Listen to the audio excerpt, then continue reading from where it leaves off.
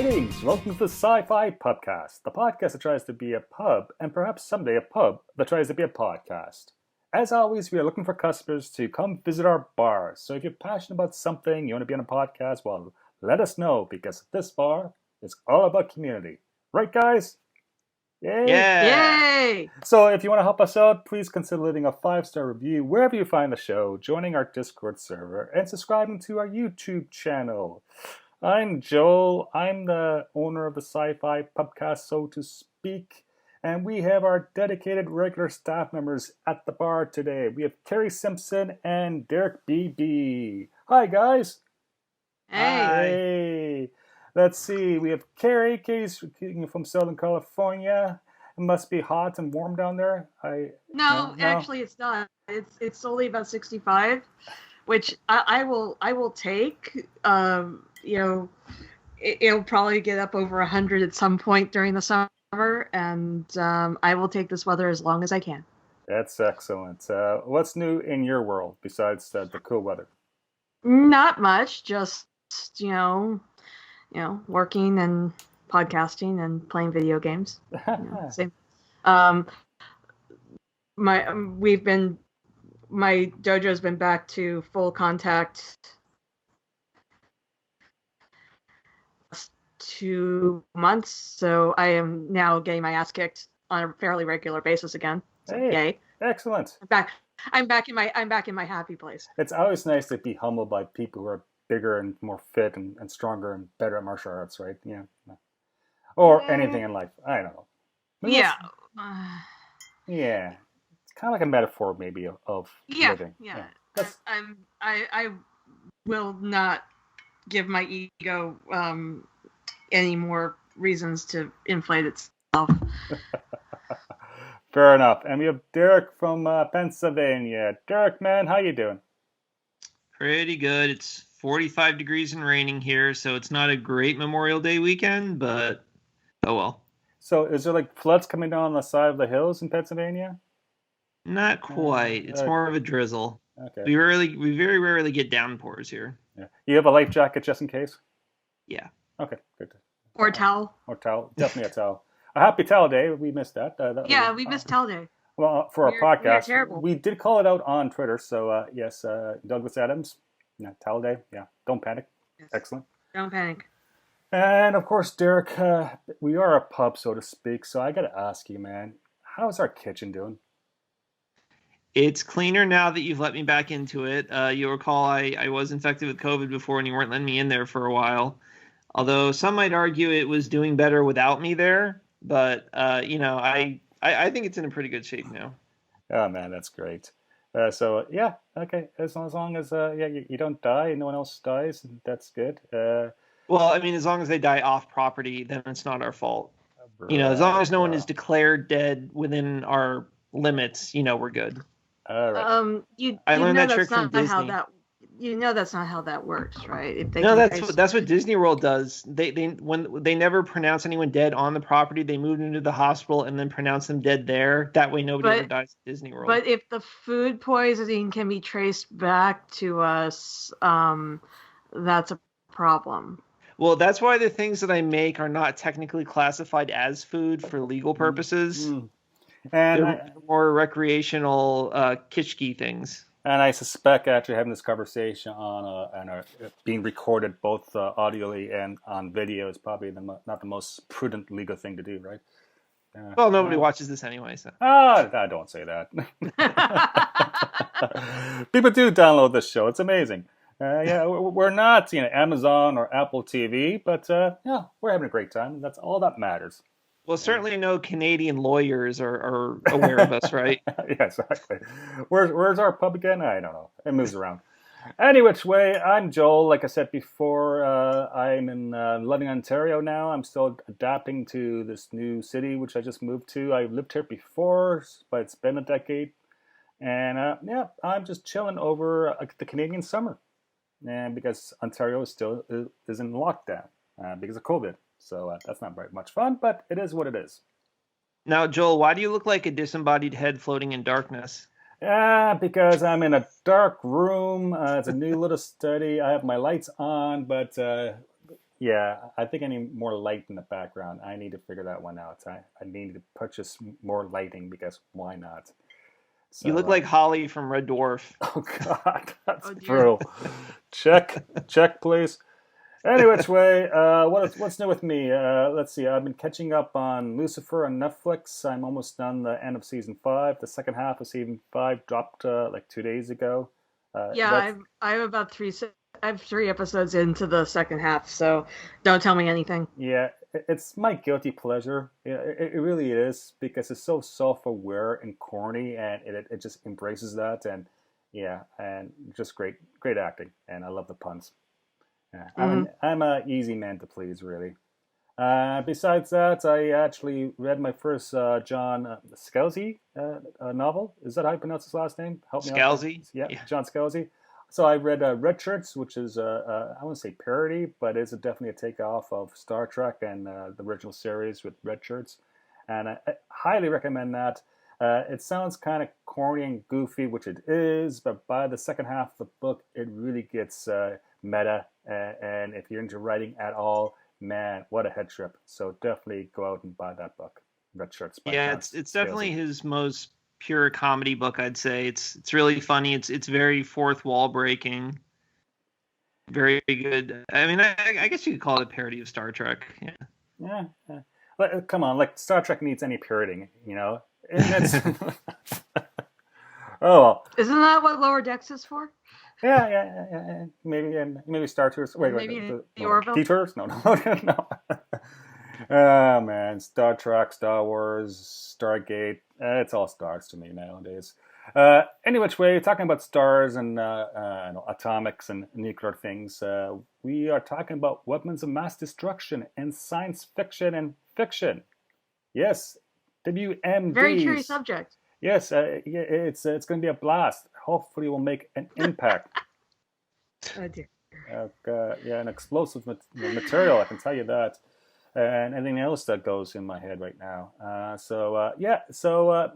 Weapons of mass destruction. The typical term to use to describe WMDs, at least in real life, is anything that's nuclear, biological, chemical, radioactive materials, weapons used as weapons, right? So, Hmm. there's lots of different terms for these things, especially when you move into the fiction realm. We have, of course, WMDs, like let's not invade Iraq over that. That became part of the parlance because of the Second Iraq War in 2003. But there's also things like Doomsday Devices or super weapons, right? Basically, Hmm. we have these giant weapons that kills planets or solar systems or reality or just makes a big giant blast, an earth-shattering kaboom, if you will. God, I want to say that. Not always. I mean, you do have the Infinity Gauntlet on here. That one really didn't make a boom. It just kind of Yeah, dissolved. Well, there was this like weird distant thunder constantly whenever it was happening. And I was like, is that supposed to be like in universe or is that like part of the soundtrack? Hmm. which is an interesting question. Raises an interesting question: is that what's more terrifying, right? The big earth-shattering kaboom, or the silence and just simply half of the population of the universe, turns to ash? Like, are we talking about scale? Are we talking about the method of dying? Yeah, horrifying. Well, I Well, don't the know. dying that way seemed to be relatively peaceful. I mean, obviously people were not happy that they were fading away, but they didn't seem to be in pain.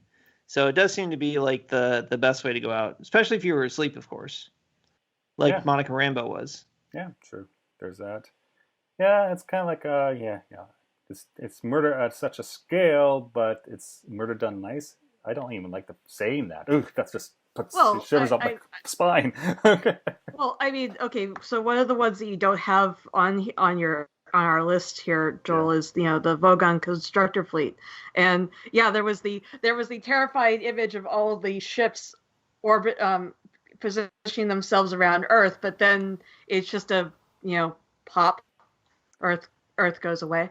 Yeah, at least they didn't blow up Earth just to make a super highway in the sky. Oh, wait, No, they that's did. what they did. Oh God, really? Yeah. Don't panic. Where's my towel? Yeah. I know you take a topic like WMDs. It's such a serious topic, even in real life, because that is a threat, right? Hmm. Tom Clancy, some terrorist is going to get their hands on a nuclear weapon, and they'll blow up, a football stadium in Denver, something like that, okay? And that's based on a Tom Clancy novel, right? And I forgot which one, The Sum of All The Our sum of Fears. all fears. Yeah, so there's that one, right? But then you get to say Star Wars and the granddaddy of WMDs and science fiction of the first Death Star. Yeah, good Tarkin, Grand Moff Tarkin, and his use of the Death Star to blow things up. To strike fear in the hearts of everyone in the galaxy. Yeah. To Yeah, ensure peace. there you go. Which raises Peace another through fear. Yeah. Yeah, which raises another interesting question. If you have a massive weapon like that, do you have to use it? Or can you just say you have it in the back pocket? You know? With Tarkin, with the Death Star, yeah, they have to show an example because what's the use of blowing up planets if you can't rule or govern by fear? I think the most of please do not come at me with I realize how doom and gloomy I sound, but this is something is like you use it once, Yeah. and it's like one of my senpais was talking about how he got his hands how he was in the market for a live blade for Yaido, and he's a really big guy, so it's really hard to find a sword that will match him. Right. And so they eventually found a sword that was proper length for him, and his teacher and one of the other Shihans in the organization was like, they were like, you know, they like backing away from this thing because it was huge apparently, and they're like, don't cut yourself on. Well, no, cut yourself once. Yeah, yeah. You know, it's odd because you can look at a real historic example, right, with the atomic bombings of Hiroshima and Nagasaki in 1945, which ended the Second World War. There's great debate whether the United States military and government was uh, was correct or right in the use of these weapons to bring the World War to an end, but by killing a lot of people. And you look at that, part of the side argument or an argument used to defend that position is that they had to show that the bomb was a real thing because they were playing the long game. Now, Mm. there's lots of debate whether, yes, it ended the Second World War, but they could have beat Japan through conventional methods within like a year, island hopping and invading the mainland of Japan. Well, I know they did estimates of what it would have cost to have invaded mainland Japan, and it would have been like 100,000 U.S. troop casualties or something like that.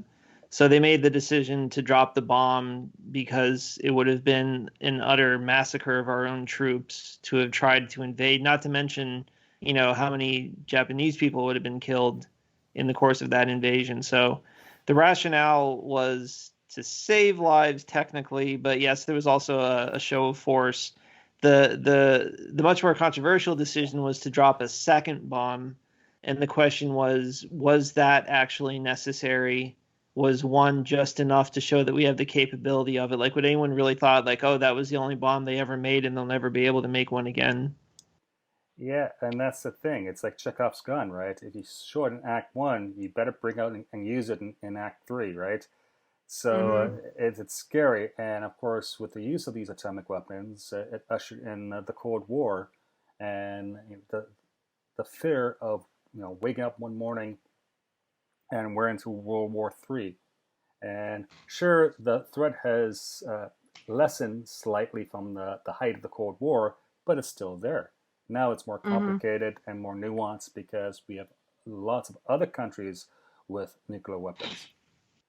And it's scary. I grew up in the tail end of the Cold War. I was in Sea Cadets of all things, and yeah, during the late '80s, early '90s, and you could still feel that.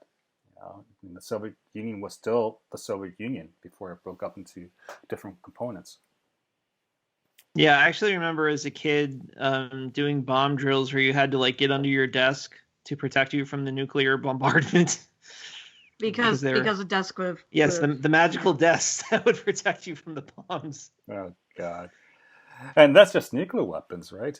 It gets really like horrific when we talk about chemical weapons, so biological weapons, things like anthrax, like even mustard gas used during the First World War. There's many awful ways to die, and mm-hmm. and I think what also makes it really awful is the fact that humans intended to use these weapons to kill other humans. It's not an accident. It's not part of nature. It's not a hurricane or a tornado or earthquake. No, no, no. It's conflict. It's the use of extreme violence against members of our species. And to me, that's a metaphor that speaks of our human fears and our decisions and human nature. And it's what makes WMDs and super weapons so very scary to me. And I think you see that in the culture after the World War, in the 1950s and 1960s, this paranoia about the atomic bomb and atomic testing and the rise of Godzilla, right, as a metaphor. Yeah. I'm going off here. Yeah. What do you guys think? Or the rise of Skynet, which eventually nukes the world too. Yeah. In reading up on WMDs for this show, I was actually shocked to learn that the concept basically didn't exist in science fiction prior to 1945. There were a couple books that kind of talked about, like mankind or aliens blowing up a planet, but it was not a prevalent idea at all. The idea, for the most part, didn't even exist until the atomic bomb was invented. Like, mankind couldn't even conceive of such a horrible thing on such a scale, which I found astounding that, that wasn't just something people were thinking up.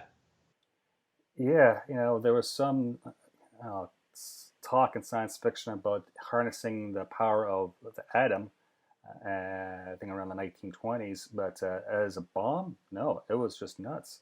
And then the bomb let alone happened. Something to destroy an entire planet. Yeah, and then we get that, and then fast forward to Star Wars with the Death Star in 1977. Whoa, this thing is a monster. And then we have this problem in storytelling: is that okay? How can you one up the Death Star? Well, make it bigger. Make another Death Star. Why not? Right? Okay. Or or fast forward and we have Star Killer Base in the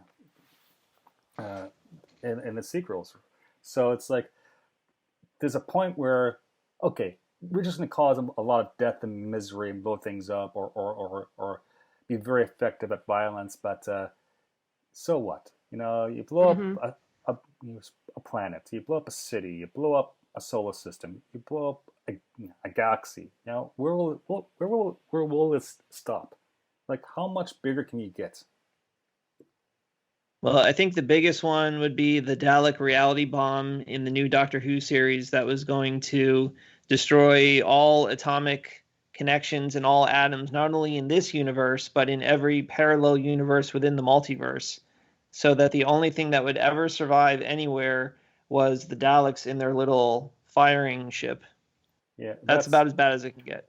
Well, then again, if Indiana Jones was there, can Indiana Jones hide in a lead fridge and survive? Oh God, not the Kingdom. It's the same basic concept. I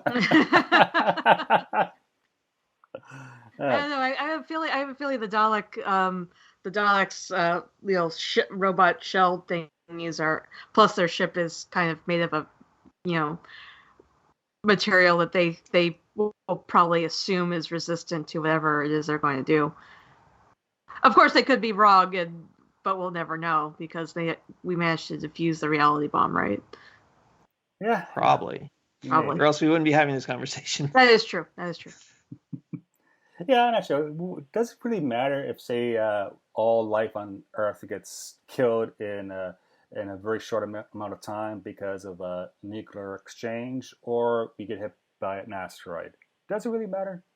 I think actually it matters does. To me. Yeah, I think it does. I think it's just the intent we did to ourselves versus some action of nature, something that's out of control. Like nuclear war is within our control.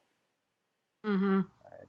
And thank God for military deterrence, but is that going to stop a nuclear exchange, for the rest of the existence of humanity? I hope so, but I doubt it. You know? Yeah, no kidding. We're so optimistic about the future of the human race here. Yeah, but this is why these things work in fiction. Like take the granddaddy of the Doomsday Device. You find that all the time in the James Bond franchise, especially in the 80s and 90s, right? It's either going to be some nuclear thing, or it's going to be a laser from on a satellite, like Icarus. That's one of the movies from the 90s, or Goldfinger trying to use an atomic bomb to make money off of Fort Knox. It's gonna be something like that, right? And then you have these really great villains, James Bond villains, which is very iconic, and that plays into affairs that villains out there, maybe they're the ones controlling things. Maybe they're the ones who are showing the intent to kill lots of people in order to gain world dominance. I don't know. Scary stuff. I'm not like that. I just want to go to the bar and have a pint and relax. Yeah. Besides, if we're drunk enough, we won't notice when the world ends. Isn't that true? And without trying to go into too many spoilers, but this, from a writer's point of view, is how do you come up with these weapons that will, has high stakes and people will be afraid of, or at least they would be considered scary, and they're just not going to tune things out. I think, say, The Expanse, without going into any spoilers right now, did a good job at using weapons of mass destruction for a major plot point. Right, but I know which spoiler you're dancing around, but couldn't the protomolecule itself be considered a bit of a WMD? Yeah, because in book 1/season 2, it was aimed straight for Earth, and if it hit Earth, it would have wiped out all life. And then, was it that the asteroid was going to destroy Earth, or that it was going to crash and land and then infect everyone? I forget. Yeah. It might have been all of the above. Yeah. Yeah. Still a biological weapon, I guess, was using that way, right? Which is scary, especially in the age of COVID, which really brings things home. But there's tons. Like you have this death cloud in Babylon 5. It's numerous nuclear weapons hitting a planet in order to make it habitable by creating volcanic eruptions. Yeah. Fun stuff. And of course, Stargate. And Carrie, you're more up on Stargate than I am, right? What is this Dakara super weapon? I had to read the article because I didn't remember either. I know it's from season 8. Yeah, it was the end of the. It was the end of the end of the Gould arc. It was the end of the Anubis arc. Yeah. Yeah. He was gonna use the weapon to he would basically enable him to. It's actually the same thing as the reality bomb. Really, it would have dissolved atomic connections between atoms, and it would have wiped out all life in the galaxy. And then he could have, and it also enabled you to rewrite life too, because apparently the ancients used this weapon after the plague to reseed life in the galaxy. So they kind of inserted their ancient genome into planets around the world that had been devastated by the plague. So it could bring life or destruction, like the Genesis device. Yeah. It's funny how life and death are two sides of a coin, and you see that in, say, Star Trek: Wrath of Khan with the Genesis project. It's hey, it's the whole this seemed like a good idea at the time, but second thought, maybe not. Yeah. I like how Dune uses atomic weapons. In a sense, they have them, they refer to them, but you don't really see them using atomic weapons. And at least not in the movie. I know it probably in later books they have this one, was it Bones? A stone burner? Yeah, stone burner. Which I think is a really evocative title. That's a really cool name. Yeah. But I like the David Lynch's 1984 version of Dune, of course, and I've said this on previous podcasts, and yes, people ridicule and mock me, and that's okay because I like his art. But the whole fact is that when you have Patrick Stewart shouting, atomics, yeah, that's cool. And of course, you have Battlestar Galactica. They have nukes, right? The whole, cyclone, little, let's kill humanity off. Yeah, they use tons of nuclear weapons. Hmm. Mm-hmm. Yeah. Does this stuff scare you? Like, does it still to this day? Like I don't know. It's kind of this, like nebulous fear, like, like when I was, it's kind of like sort of similar to on the level of like when I was 5 and I was first told about how the sun will eventually go out and kill all life in the entire solar system, and that scared the shit out of me. It's kind of like there in the back of my skull going, yeah, this will probably happen at some point. Yeah. But I was never worried about nuclear annihilation, really, because I'd like to think that the respective people in Russia and America were not dumb enough to do that. Although, in 1983, a malfunction on a Soviet early warning system reported a U.S. nuclear launch, and the Russian technician refused to believe it was true and did nothing and possibly saved the entire world by not informing his superiors of the malfunction.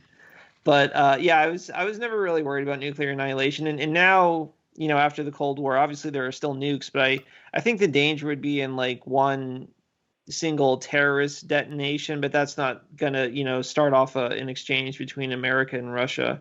The thing that really scares me is a genetically engineered virus that gets out of control and kills everyone, which is why the last year or so has been so horrifying because, around every 100 years, there's a horrible virus that kills millions of people. And unfortunately, we had to live through it. But yeah, that's what really scares me, that the military made some virus somewhere and it's going to break out like in The Stand and kill everyone and there's no way to stop it. That's what I find horrifying. And possible. Or possibly coming from outside the planet, like the Andromeda strain. Mm-hmm. Yeah. Yeah.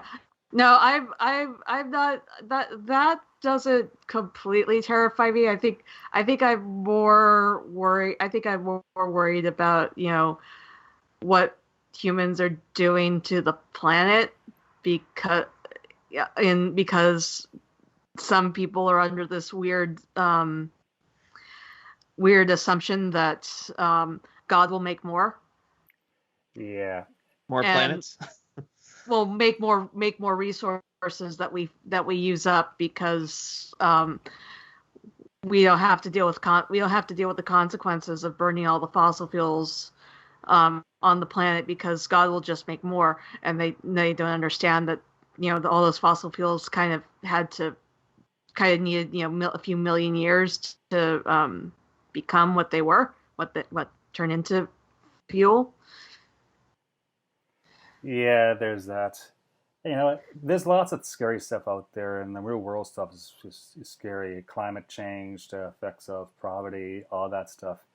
Going back to WMDs and nuclear weapons, we live in a reality where one morning we'll wake up and most of the Middle East will be gone. That's quite possible, or much of Southeast Asia will be gone.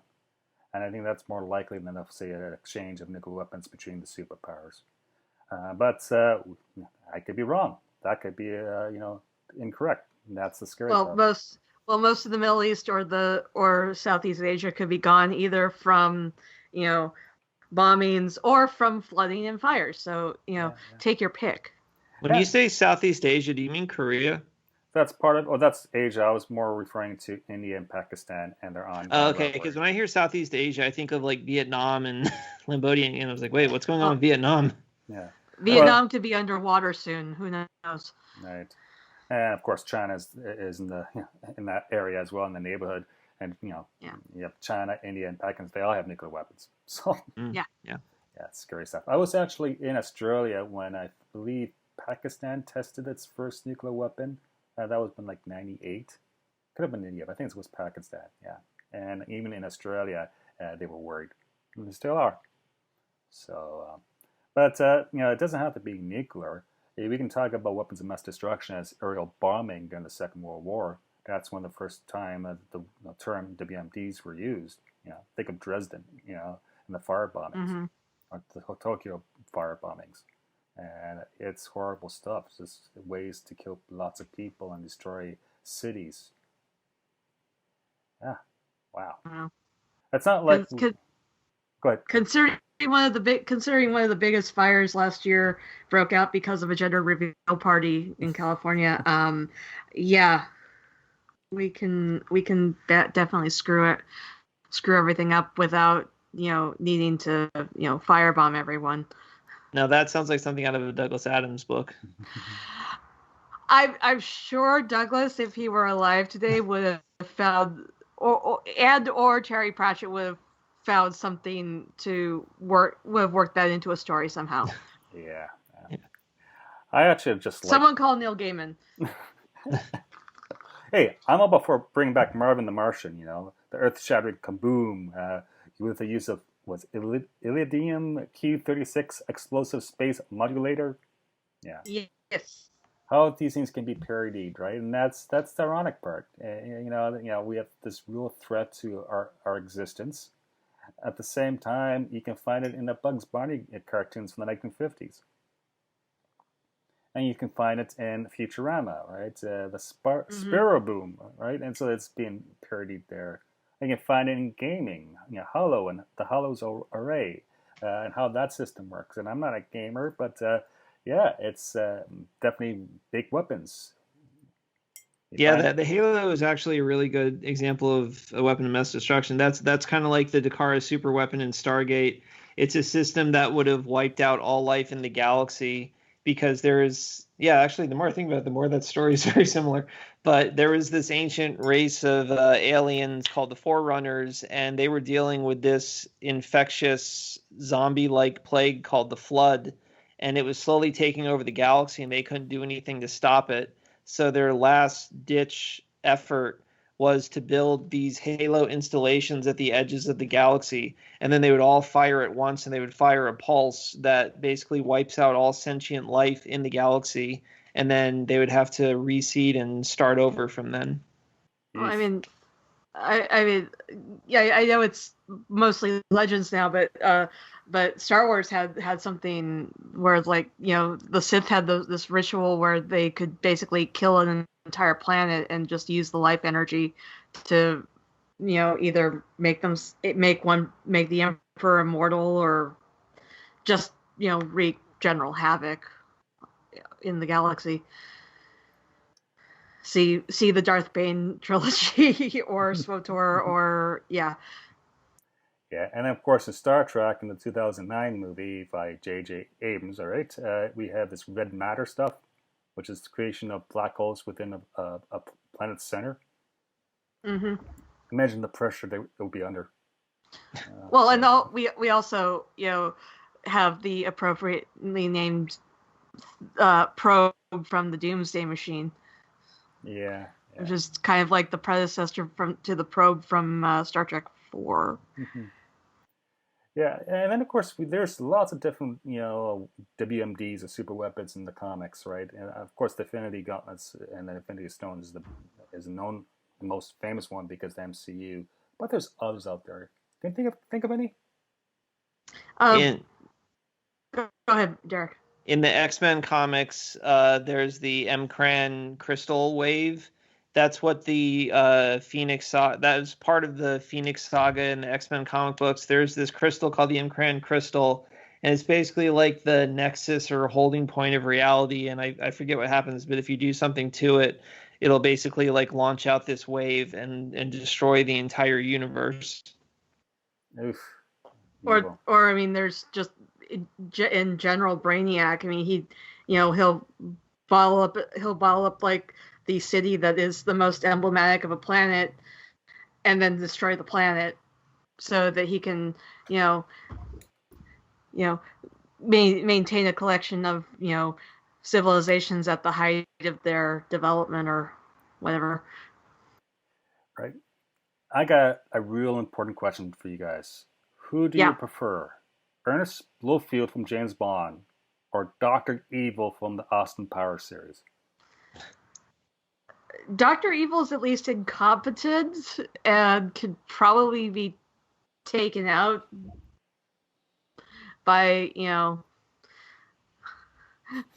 much easier than the other guy. Yeah, I got to go with Dr. Evil for a consistent performance. It was always the same actor. He was always up to the same thing. Whereas in Bond, Blofeld was played by a different actor in every movie. And some of the plots were so stupid. Like I think it was the last one Connery did. I think it was Diamonds Are Forever, where he was just like trying to take over Las Vegas or something like that. So at least with Dr. Evil, you know what you're getting. He's consistent.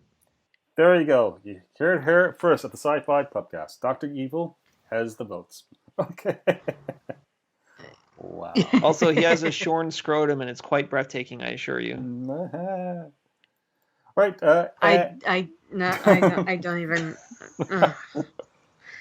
Jesus.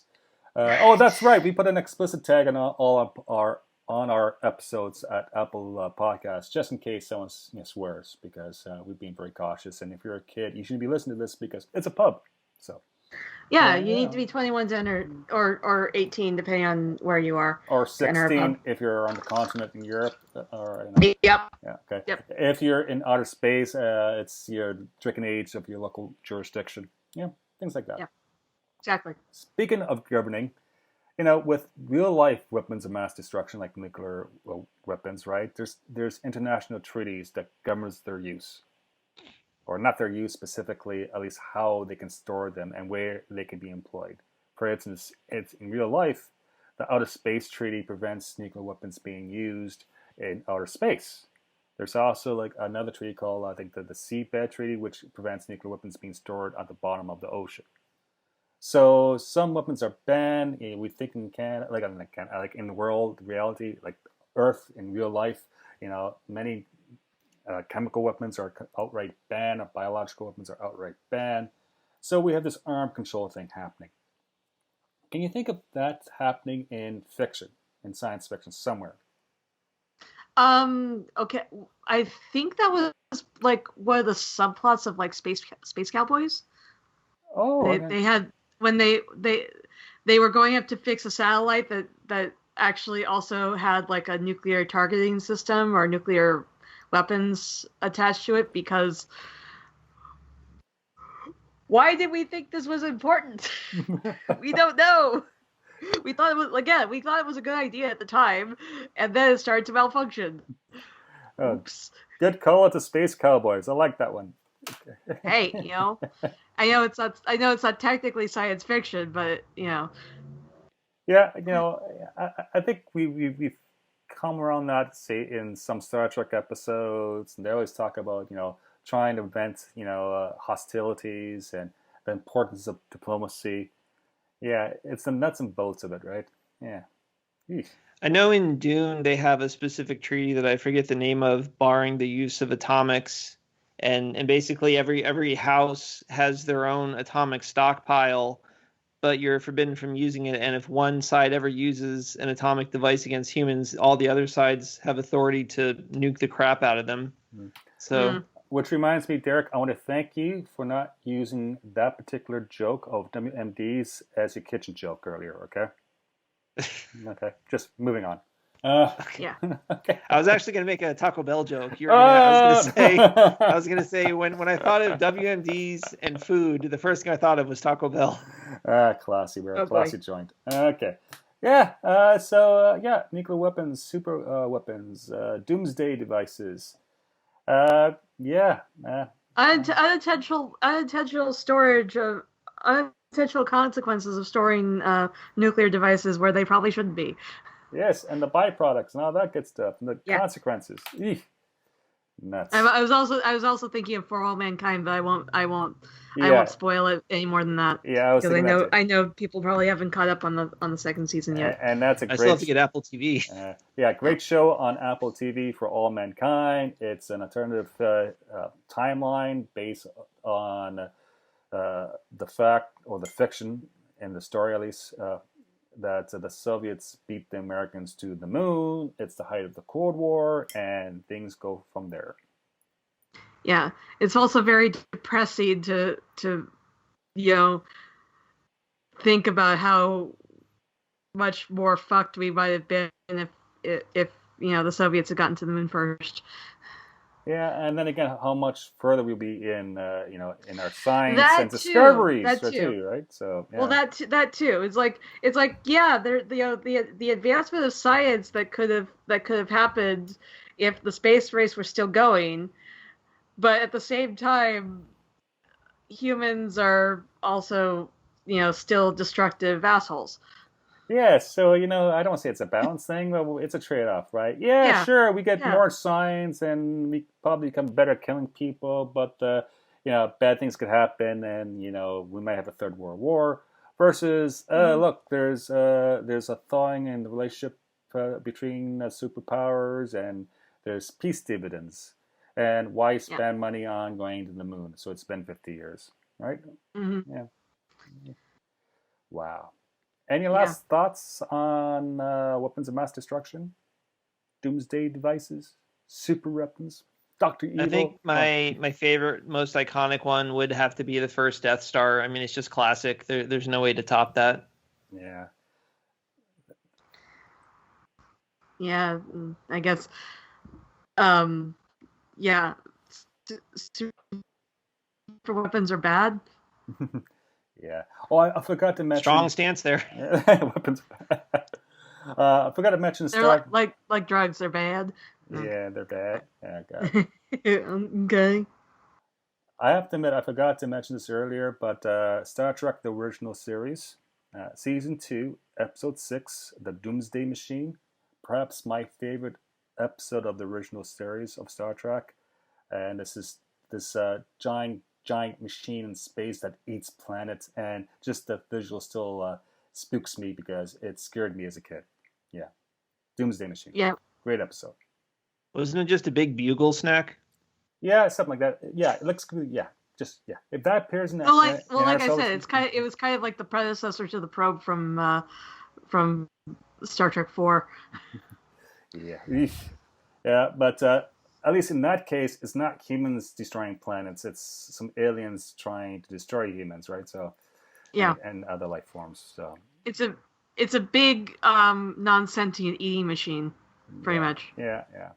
So it's like, I don't know, if you get killed by a fellow human being versus some sort of machine accident versus being eaten by a lion or a shark, does it matter at the end of the day? No, you're still dead. Yeah, but at least well, you can see the shark or the lion had the intent. Machines, well, maybe someday. Humans, if it's done with intent, yeah, I don't know. This is what lawyers in the criminal world think about all the time: the intent to do stuff. Yeah, mens rea. Yeah. Fun stuff. But enough of that. Our next episode hopefully will be on something more, less explosive. Oh God. So we'll be closing our doors shortly. This show is released as a podcast and on YouTube. Subscribe today. Check out our Discord server. Yes, it's a great source of news and discussion. I post any news articles I find remotely interesting on that, and sometimes there's naturally good discussion. Sometimes not. So just join Discord. It doesn't cost you anything. Please do. And if you could... Oh, I still got to figure out how to put that on my new phone. Sorry. Download the app. Yes, go through your store. There you go. It's free. God, it's like I should own Discord stock, which I don't. Subscribe to our YouTube channel if you want to see the videos of us doing the show. It's usually posted the day after the podcast version is released because it takes so much time to render the video and to upload the video. And if you subscribe to a YouTube channel, that really helps us as well. We're all on social media. We're on Twitter, Instagram, and Facebook. I do the Twitter and Instagram, while Derek does the Facebook. Hey, Derek, you're doing a great job with the Facebook page. Thank you. Now, when you say rendering the video, is this actually like computer generated images of us talking? Yeah. So no, Derek. Yeah. So you're a robot, and I'm Ming the Merciless. So. Or is it like a rotoscoping thing where you're taking the original footage and kind of like, putting some kind of animation on top of it? Well, if you are, it looks amazing. It looks completely photorealistic, like you didn't even do anything at all. Thanks. I appreciate that. Yeah, I can't wait to the day that you edit and produce your own show. That might be a while, Joel. Yeah, maybe. I don't even know how to hit record. Dear Lord. All right. Yes. If you want to email us, so you can send it to management@scifipubcast.space. Not Twitter. Carrie, what's your Twitter address? My Twitter handle is Carrie Blackfire42. That's KERI Blackfire42. And what other podcasts are you on? I am on DC Talk, Cape Chronicles, and Enter the Dojo over on the Random Chatter Network. Excellent. Derek, what's your Twitter address, sir? I am at DerekJBB, and I have an exclusive contract with the SciFi Pubcast. Oh, good. That's what you keep telling me anyway. Yeah, so let's see if it's enforceable or not. All right. So Renogram, Professor Renogram, or Dr. Renogram, has been on the last couple of episodes. He'll be eventually returning. He's a busy man. We love him when he's on, and when he's not, so we completely understand. So saying that, go ahead and buy his books. His novels, Before Life and Afterlife Crisis. Drink! And he just announced on social media that his third book is going to be called Nether Regions, which I absolutely love. That is such a great title. He's just letting himself so open, but yeah. So well, I posted on his page. I can't wait for your Nether Regions to come. Stop! Yeah, I know. Oh well, let's move on from here. I'm Joel. My Twitter address is @Joel_Welch. WELCH. Just like the grape juice. That's right. Eat your vitamins, kids. Okay, it's closing time. Take care, and please make it home safely. We'll see you next time. Bye now. Bye. Bye. Music provided courtesy of Logan Rathbone. Podcast logo by Duran. Copyrighted Joe Welch. Listen responsibly, and we can't wait for your next visit to our fine establishment. Cheers.